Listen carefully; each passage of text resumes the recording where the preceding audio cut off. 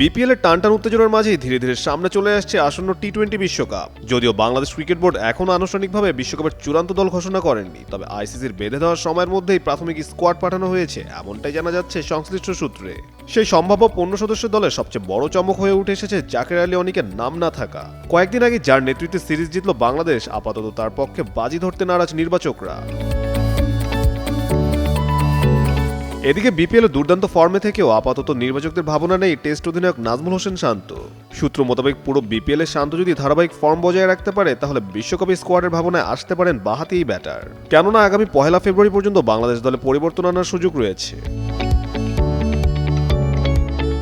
সবশেষ খবর অনুযায়ী বেশ কিছু সূত্র মোতাবেক বাংলাদেশের বিশ্বকাপ স্কোয়াডে বড় কোনো রদবদলের সম্ভাবনা খুব একটা নেই। ব্যাটিং ইউনিটে ওপেনিং স্লটের সাম্প্রতিক পারফরমেন্সে নিজেদের জায়গা বলা চলে পাকা করে ফেলেছেন তামিম ও ইমন। উইকেটরক্ষক ব্যাটার লিটন দাস এই দলে অটো চয়েস, আর তাকে অধিনায়ক হিসেবে দেখা যেতে পারে। সর্বশেষ সিরিজের সহ অধিনায়ক থাকা সাইফ হাসান এবারও লিটনের ডেপুটি হওয়ার দৌড়ে এগিয়ে, আর মিডল অর্ডারের গুরু দায়িত্বে দেখা যাবে ব্যাটার তাওহিদ হৃদয়কে।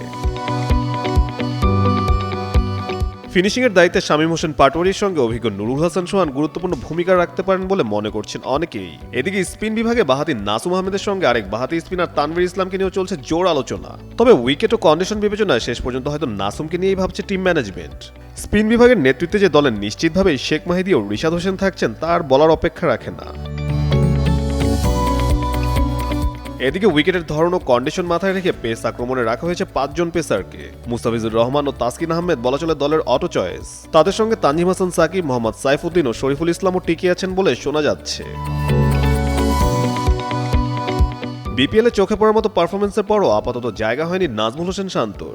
ওয়ানডে অধিনায়ক মেহেদী হাসান মিরাজের না থাকা অবশ্য খুব একটা অপ্রত্যাশিত নয়। সব মিলিয়ে আনুষ্ঠানিক ঘোষণার অপেক্ষা থাকলেও প্রাথমিক স্কোয়াড ঘিরে আলোচনা আর চমকের কমতি নেই। বিশ্বকাপের আগে বাংলাদেশ দল কোন পথে হাঁটছে, সেটাই এখন মূল প্রশ্ন। কাজী সাকলেনা আহমেদ, যুগান্তর স্পোর্টস।